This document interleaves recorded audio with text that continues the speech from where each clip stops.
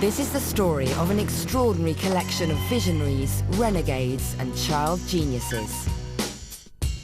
For 2 decades, they engaged in bitter rivalries and legal disputes, all wrapped in international intrigue, to become the leading lights in a burgeoning new global industry. Today, that multi-billion-dollar industry generates more revenue worldwide than Hollywood. It's expected to topple even the music industry as the most lucrative entertainment business on the planet. The business, computer games.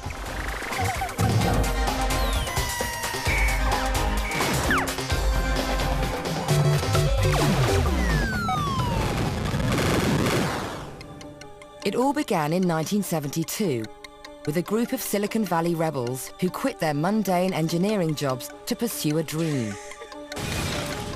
Their founding father was 28-year-old Nolan Bushnell, who bluffed his way into business with just $500 in capital. He set up a company named after a key move in his favorite Japanese board game, Go. In Japanese, when you're about to engulf an opponent's group, you politely warn them Atari. And I thought that was a good aggressive name for a company. Despite his chronic lack of funds, Bushnell set out to recruit Atari's first game designer. Nolan showed up one day and took me to lunch in his bright, shiny new Oldsmobile station wagon and offered me $1,000 a month salary and some stock in the company. The Vietnam War was going on. I was pretty much questioning authority, and if you told me I couldn't do something, I was going to do it. Off I went. When we started Atari, it was the first thing we walked into this empty building. It was kind of a scary feeling in a little company with no support. There were just 3 of us there. Wow, this is the old place. Here, in this small workshop, Pong, the first great computer game, was born. That's where I sat and wired the first Pong machine. Pong was actually started as really a training project. He stretched the truth a little bit, told me he had a big contract from General Electric. No engineer wants to work on a throwaway project. The fact that nobody from General Electric ever called or came by or wrote us a letter never occurred to me. This might not be true. The first thing that Al did was to get the paddles to work, then the ball to move. And then we added the feature that where the ball impacted the paddle would determine the angle that it would bounce off. And at that change, the game was fantastically fun. But would the public agree? Bushnell and Alcorn installed their hastily assembled prototype in their local tavern to find out. We put it in a wooden box that had sticky-backed contact paper on it. I mean, it was real tacky. Slapped a coin box from an old kiddie ride on the side of it and put it on top of a barrel. We sat back, got a beer, sat by a pinball machine, and watched what happened. One of the regulars approached the machine and studied the ball bouncing silently around the screen.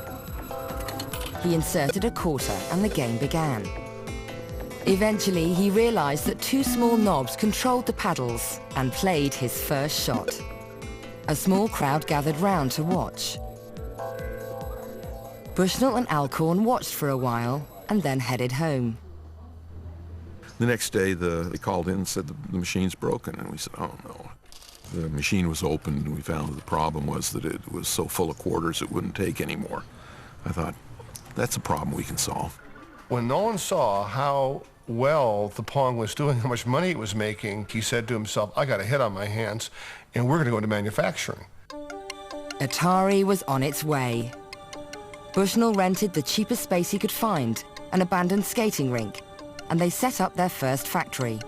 Everybody in the company, when I said we're going to build 100 machines a day, said, Nolan, you're absolutely crazy. We knew so little about it, we actually went to the unemployment office and actually just hired people off the street, and there were parolees, there were bad guys. It was pretty shocking how amateur it was. Within 6 weeks to 2 months, we were at 100 machines a day. Word got round and the orders for Pong started flooding in. 10,000 cabinets for the US alone. It just took the country by storm. We were 24 years old and not far out of college, and we'd done something that already touched the world. On an initial investment of $500, Atari made its first million. But trouble lay ahead for the fledgling company. Storm clouds were gathering, even as the profits soared.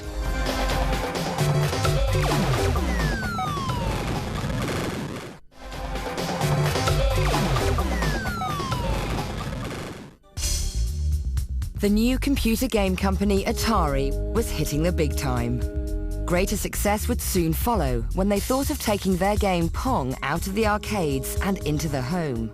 I felt that the home game market could potentially be huge. Al came to me one day and said, I think we can put this all on a chip and build it cheap enough that we can go into the home. And I said, let's do it. This is one of the actual first Pong chips, so all the logic that was in the coin-op game, these chips cost us, $10 a piece, and we could build a game and sell it for $100. Finding someone to sell the home version of Pong was a tougher challenge. We could not get a single toy store anywhere in the nation to buy any. And then one of our guys thought, well, let's try the sporting goods department at Sears. Bushnell and Alcorn were asked to demonstrate their prototype at Sears head office, the Sears Tower in Chicago. The table was filled with executives, but these guys were not high-tech executives. And the boss, Carl Lind, the division manager, his previous claim to fame was the air-conditioned electric blanket. And so I hook up to the TV set and it's not working. I can't see any picture. The problem, Alcorn realized, was that they were sitting a few floors below the most powerful television mast in Chicago. So I had to open the bottom of the box up and retune it to some other channel. And they could see all the wire wraps inside so I get it all buttoned up, get it working, play the game, blip, blip, blip. Carl Lind, the boss, looks at me, he leans to the table, he says, Mr. Alcorn, you tell me you're gonna take that rat's nest of all those wires in there and put them on a little tiny piece of silicon the size of your fingernail? I go, yes, sir. How are you gonna solder the wires to it? Eventually, the Sears executives were convinced. He asked us, how many can you build?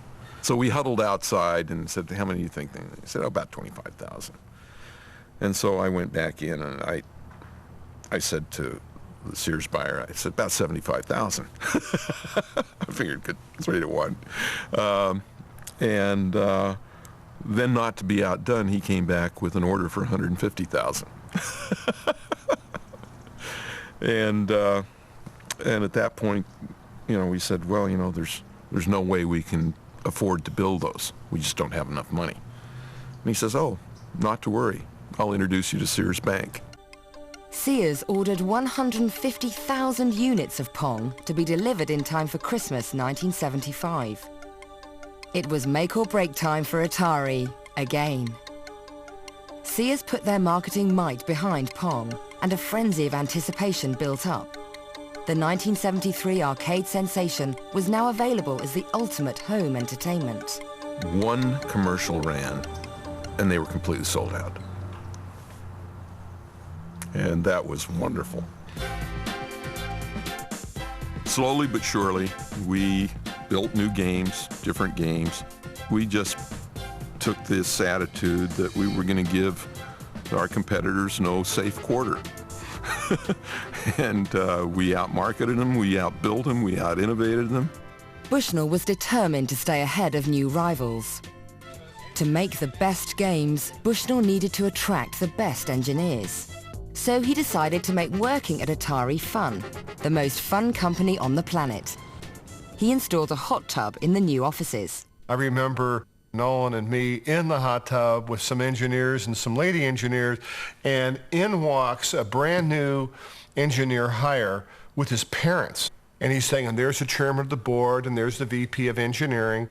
And his parents were like shocked, and we were, hey, come on in, take your clothes off, it's fun, we had a good time. We felt that we wanted to be able to recruit anybody that we wanted. One of the things that we could do is have it look like this is really a cool place to work. We became known as a party company. New recruit David Crane was a big fan of Bushnell's eccentric approach to running a business. Neat was a word you heard from Nolan quite often. If he said, "Oh, that's neat," he would want to make it, thinking that if he found it neat, other people would find it neat. Bushnell inspired his lineup of brilliant young engineers to constantly innovate.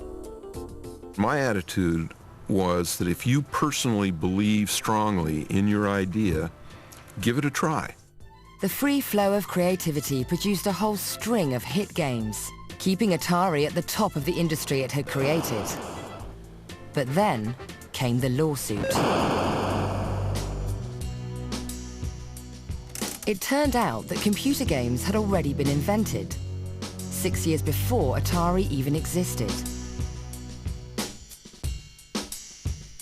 A television set designer called Ralph Baer had been thinking about the idea since the early 50s.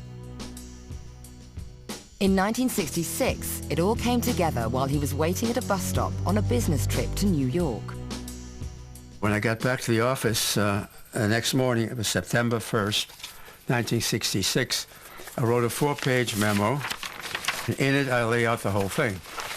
I proposed such things as sports games, chase games, race games, car games. Baer set to work on his invention. By 1968, he had his first television games console working, which he simply called his brown box.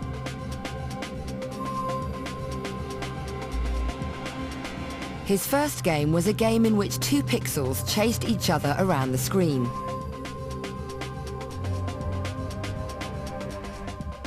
That was quickly followed by a tennis game, still 4 years before Bushnell and Alcorn came up with Pong. TV manufacturers Magnavox signed up Baer and produced a refined version of the brown box. The Odyssey played 10 different games. Each game came with a color overlay that was stuck on the screen to enhance the primitive graphics. It had controllers, and Baer even came up with the first light gun for shooting games, an invention years ahead of its time. The Odyssey was launched at a trade show in New York in 1972. It was absolutely the hit of the show, and everybody was very enthusiastic, as was the press. Magnavox presents Odyssey, 12 exciting electronic games you play through your own TV. Any brand. At another trade show in Silicon Valley on the 24th of May that year, an interesting name appeared in the visitor's book, Nolan Bushnell. And he played the Odyssey game hands-on and played the ping pong game. The fact is that I absolutely did see the Odyssey game, and I saw it and I didn't think it was very clever. Whether Bushnell was inspired by the Odyssey or not, Ralph Baer had patented his designs. This is the patent which, and if you look in the fine print up here, you can see that it was first filed January of 1968. There is a television set down here. Underneath is 2 hand controls on each side.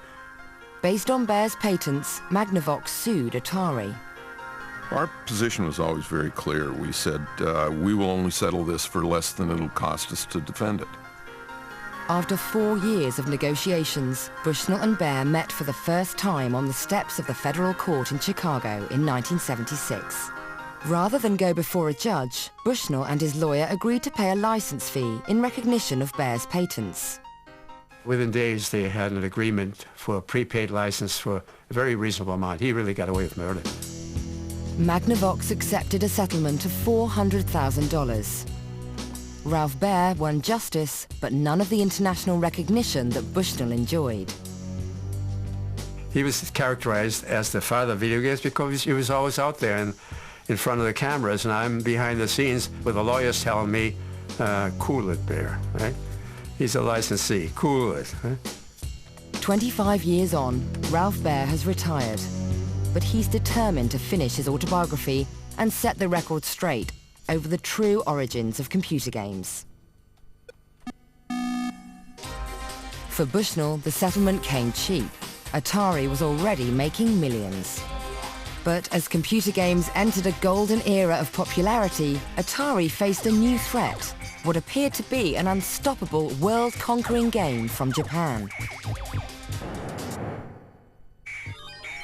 In 1978, Taito released a game that became so popular in Japan that it caused a nationwide shortage of 100 yen coins. Called Space Invaders, it sold over 350,000 units around the world and triggered a renaissance in the arcade business. Atari responded with their own brand of space-themed games.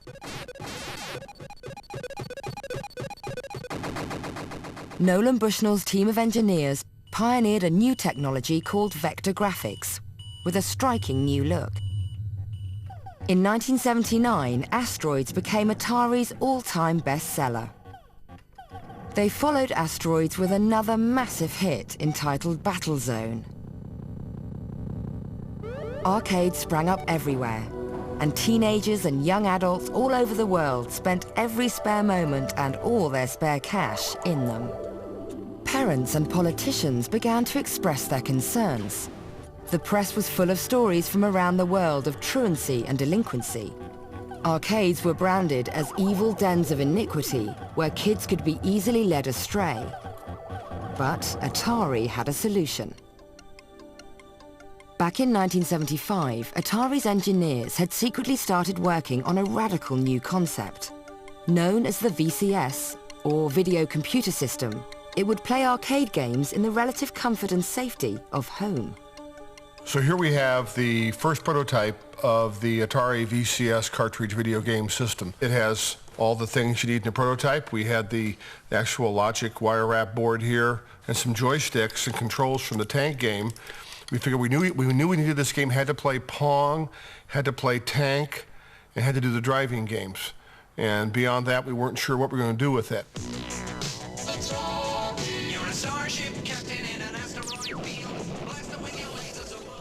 The VCS launched in 1977. Since Atari were the #1 producers of arcade hits, they were able to produce a whole series of must-have VCS conversions.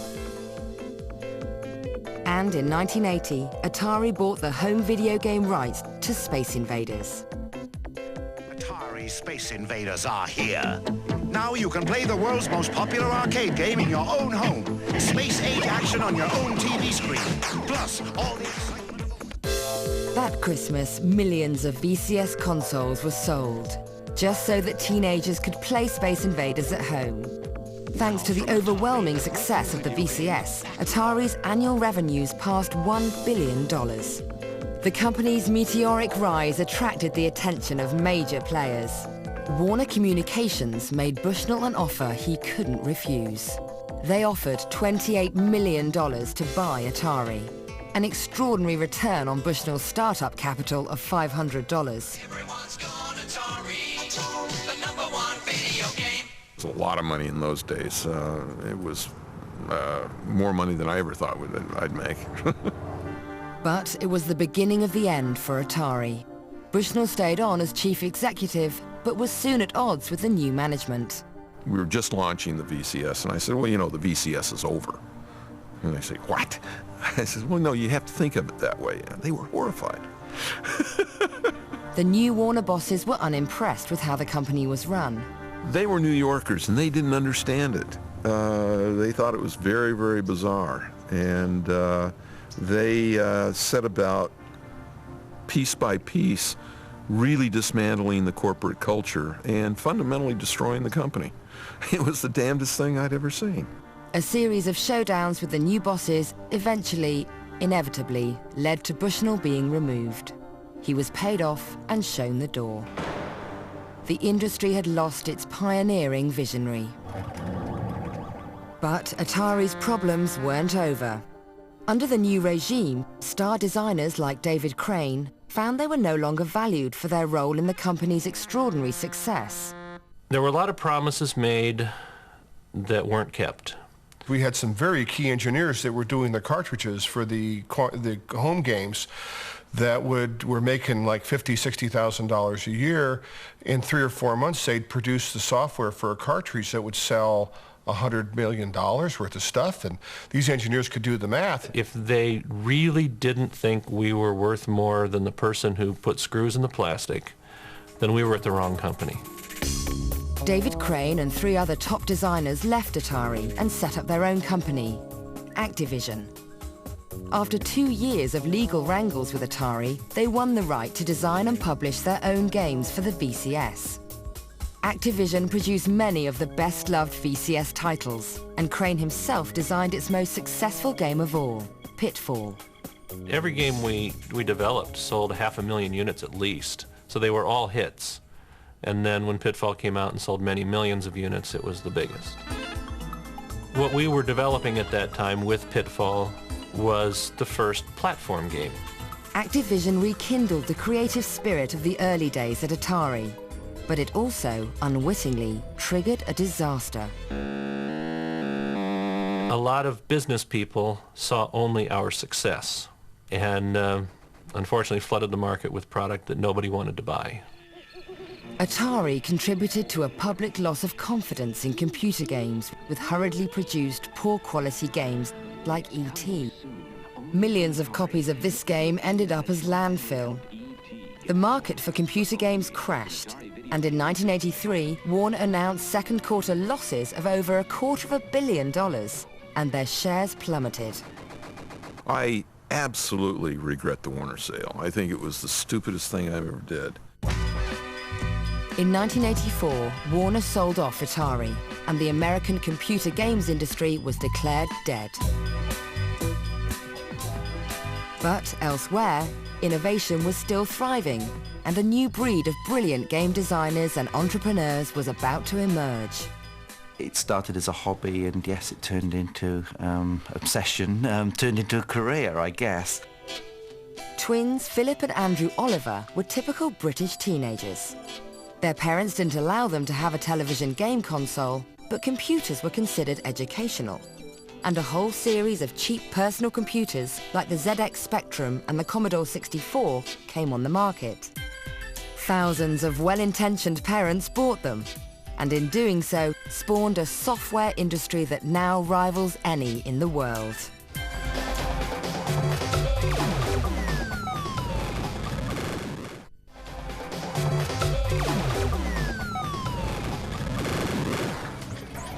In the early 1980s, in classrooms, playgrounds, and bedrooms throughout Britain, teenagers were plotting a revolution.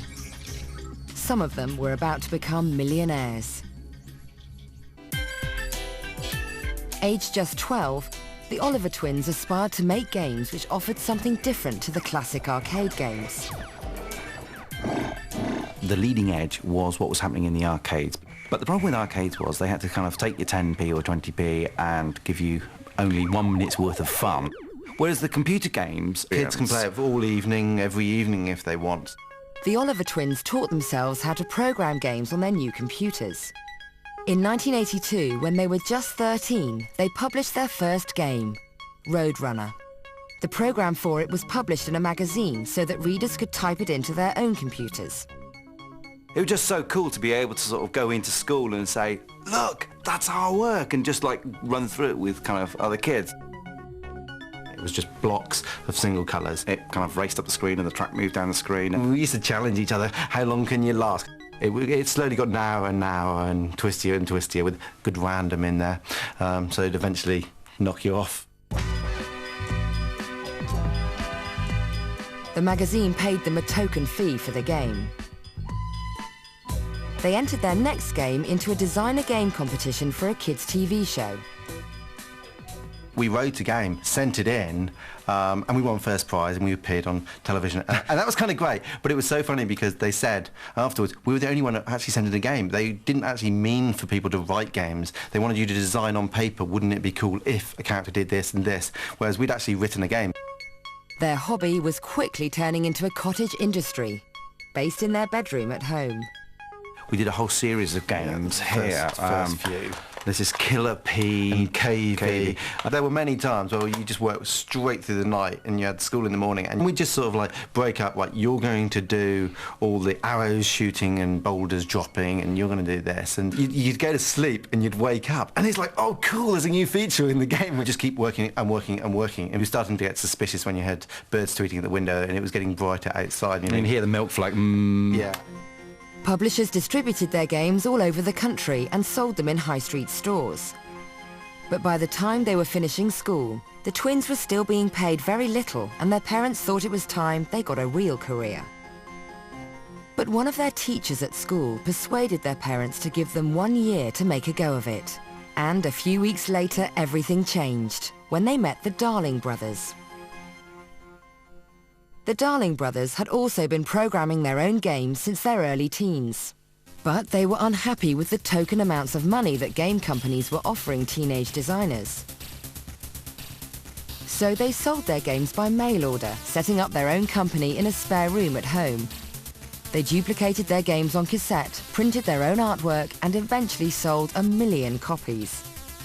In 1985, they set up their own publishing company, Codemasters.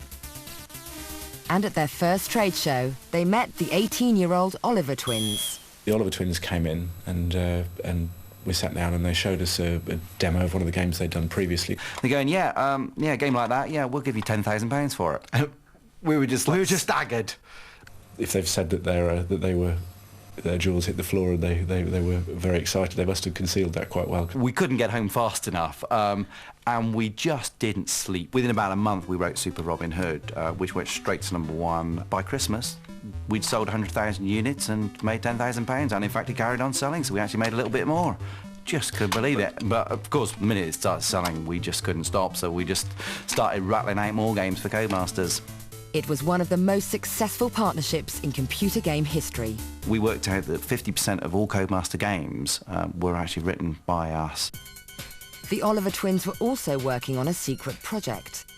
They wanted to do something new, a game centered on an animated cartoon character. And that character was Dizzy.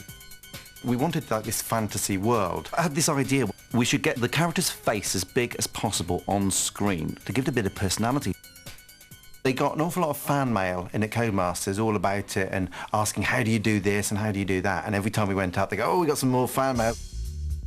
Dizzy was an international hit. The games topped bestsellers charts all around the world. One stage we had different Dizzy games at number 1, 2, 3 in the charts, which is a bit like the Beatles of the games industry. The Oliver twins story was repeated all over the country. Teenage computer game millionaires became national celebrities. The newspapers were full of stories of young whiz kids buying houses, speedboats and sports cars that they weren't even old enough to drive. The result of all this hard labour was a massive creative contribution to game design. These were games designed by gamers for gamers. Thanks to the home computer era, Britain now contributes more game designers and programmers to the games industry than any other country. I remember saying to a journalist, it's like, one day, this will be bigger than TV. Right now, the UK games industry actually has bigger export than the British film and TV put together. But back in the early 80s, while British teenagers were the stars of the home computer era, new stars were also rising in the East. The centre of the computer industry was soon to shift again, to Japan. Today, the computer games industry that began 30 years ago with Atari on the west coast of America is now dominated by Japan. And it's largely thanks to an extraordinary series of character-based games. Donkey Kong, Mario, and Zelda, all developed in the 80s by a single creative genius, Nintendo's Shigeru Miyamoto. At some point, I realized that games could actually draw out people's emotions. Since then, my own childhood memories have been reflected in my games. In 1980, Miyamoto took his fertile imagination to a little-known company called Nintendo, based in the ancient capital of Kyoto. For nearly 100 years, Nintendo had been manufacturing Hanafuda, flower cards, traditional Japanese playing cards. But when the company's president, Hiroshi Yamauchi, had seen the success of arcade games like Space Invaders, he developed Nintendo into a computer games company. Miyamoto was hired as an artist. He never dreamed he would be asked to make computer games. Miyamoto was a spacey, flighty, really imaginative artist. The last place he ever expected himself to wind up would be in a big company. I hated computers. I didn't trust in tangible things like electricity. The next twist of fate was a crisis call from America. Nintendo had established a small US headquarters in Seattle. The arcade era was booming, with Atari at the forefront, and Nintendo wanted a piece of the action. Nintendo of America had ordered 2,000 units of a hit Japanese game called Radarscope. But in America, the game was a disaster. Head office in Kyoto was asked to create a replacement game. Without a single designer available, it was decided that it was time to give their youngest recruit his big break. Miyamoto was completely baffled and completely overwhelmed with the idea. He started to do the research. He spent time in arcades and he spent time with kids who were playing games and tried to understand what they were about. And he started to have this vision of video games being more like movies. Why couldn't they tell stories? So Miyamoto created a simple story and colorful cartoon characters for his groundbreaking new game. Let me show the first sketch I drew for Donkey Kong. The gorilla escapes from the cage, snatches the girl, and runs away with her. The man chases him, dodging all these barrels with a hammer in his hand. At the end, a hole appears in the ground, and the gorilla falls down, and he dies.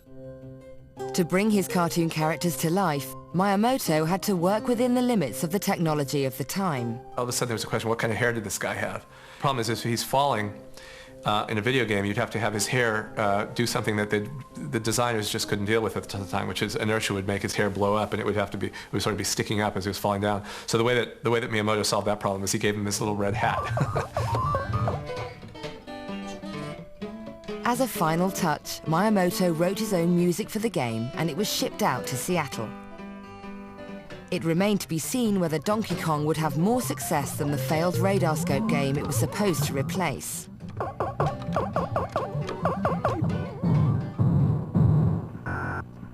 People in America saw this game and thought that the Japanese, their Japanese counterparts were insane. Fearing the worst, Nintendo's American team decided to try out the game in a local bar, just like Atari's Nolan Bushnell had done with Pong a decade earlier. A day later, they go back to the Spot Tavern, open the little coin box, and lo and behold, there's $30 in quarters in that little coin box. It's almost overflowing.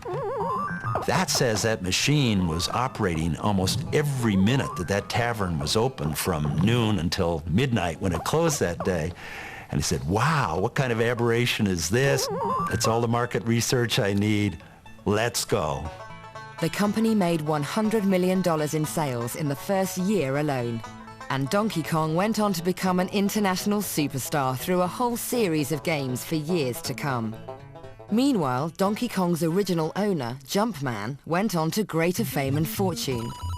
In 1985, the company announced the launch of a new home console for the American market, the Nintendo Entertainment System, or NES.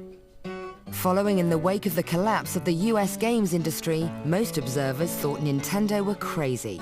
But Nintendo had a secret weapon. Miyamoto took computer games to a whole new level with his next masterpiece, Super Mario Brothers. Jumpman was reincarnated as an Italian plumber called Mario. Mario can do amazing physical things, like high jumps. But he's not superhuman. He drowns in water and gets hurt if he falls from high places. Miyamoto created a side-scrolling world for him to explore, full of pipes and sewers, as well as ledges and cliffs. And he created an entire army of colourful cartoon monsters. In the early test version, Mario was very big. Next I created Small Mario. The game became more interesting with both. Then I wondered what kind of magic food could transform Small Mario into Big Mario. So I created that unwholesome-looking red mushroom. He was making these wondrous universes that it was like falling through the looking glass. The game and its 2 sequels became some of the best-loved games ever. By 1987, Nintendo's NES console had become the #1 toy in the world. And a survey revealed that more American children recognized Mario than Mickey Mouse. Then Miyamoto unveiled his masterpiece.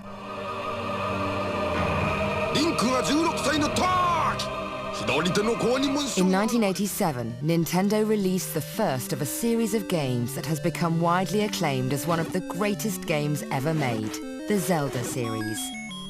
The Legend of Zelda moved beyond platforms and levels. It offered players a vast, magical world to freely roam and explore. The story begins with a child standing in the middle of a field. He doesn't have a sword or a shield. The player starts by naming the child, but then he has no idea what to do. He wanders around the field looking for things to do. It was a very daring concept back then. More than any before it, this was a game in which the player would experience a sense of progress, gaining new equipment, becoming stronger and more skilled as the adventure unfolded. When the child grows up, the player thinks, I used to be scared of this, but now I'm very strong. That's the kind of game I wanted to make. Taking over 100 hours to play the game to the very end, The Legend of Zelda perplexed, intrigued and consumed players all over the world. It was a sensation that broke all the rules and defined a genre that has dominated game design ever since. By the end of the 80s, Nintendo had sold over 30 million NES consoles, hundreds of millions of games, and it held an extraordinary 85% of the entire world games market. Nintendo had become the ultimate boss of the game industry game. It was about to consolidate that position with a radical new portable game system that would appeal to boys, girls, and even adults, the Game Boy. What was needed was the perfect game to launch it. It soon became clear that they would go to extraordinary lengths to find that game.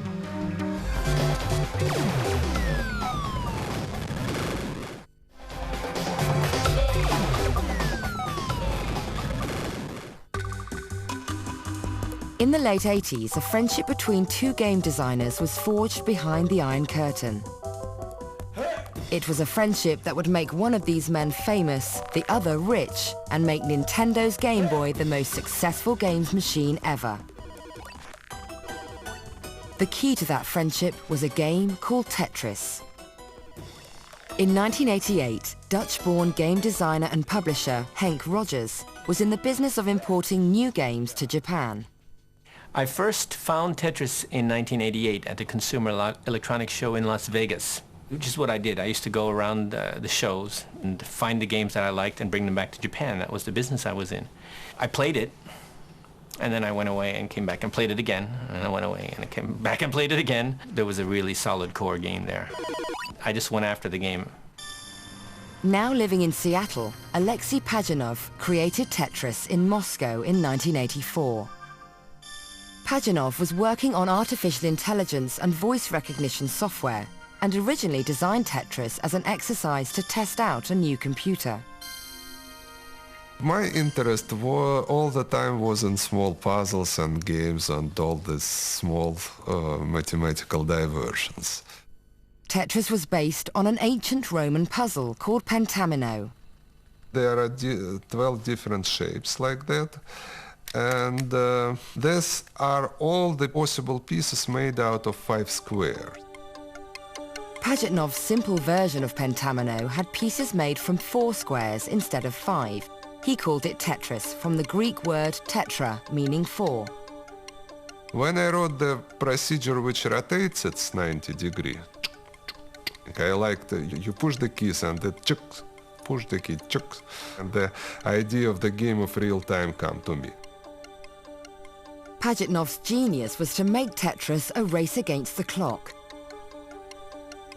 Completed lines were cleared from the screen, making it possible to carry on playing almost indefinitely. But as the pieces descended more and more quickly, the challenge got progressively harder. As the game gets faster, your mind is no longer able to think that fast. Maybe it's your subconscious that's playing Tetris at this point, but it's playing faster than you can actually play. And I think athletes have this. We call it a zone. Tetris spread like wildfire. A few months later, it was discovered in Hungary by software importer Robert Stein. Stein went to Moscow, where he met Alexei Pajitnov and negotiated a license to publish the game. For some unknown reason, he gave me his original Tetris. It was licensed to be published on everything. That's what I thought. Tetris, the computer version of a Russian adaptation of an ancient Roman puzzle, was a smash hit everywhere. When Tetris invaded the office, productivity went down to 0. It eventually had to be banned. In Japan, Henk Rogers released a version for Nintendo's home console.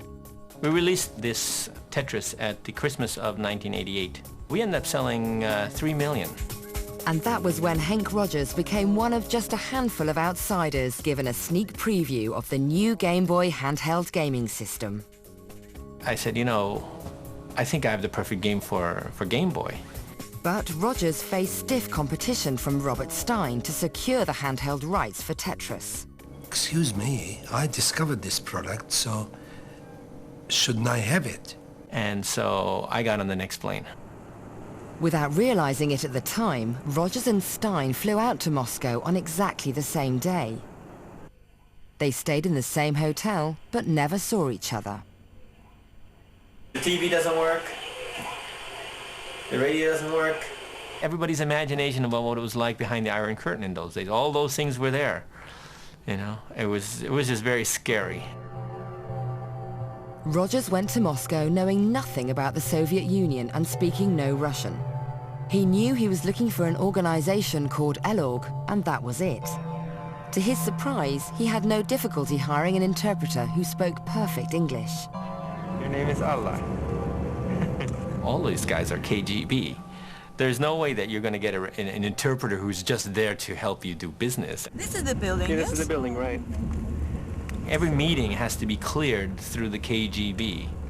And of course, I came out of the clear blue sky. Finally, Mr. Belikov came down and I explained that I'm the one who published Tetris in Japan. And he said, which machine is this? And I said, it's for Nintendo. He says, but we never gave these rights to anybody. I really thought that I was in deep kimchi for a large part of that time there, the beginning time, because in their eyes I was a pirate. Later that morning, Rogers met Alexei Pajitnov. I introduce our other guest. Our other guest is Mr. Pajitnov. Hello. The world-famous Mr. Pajitnov. World-famous why? World-famous why? Because in the world... I am Alexei Pajitnov. We became friends very quickly, because, when you're talking about game design, you have a common ground to talk about. And his English wasn't that good, but it was good enough. Hank was the very first person who really loves and understood the game. And that's what I felt immediately. Everybody, including Alexei in Moscow at this time, was paranoid that any conversation that was being had would be heard by people that shouldn't hear it. So anytime he wanted to really talk to me about something, he would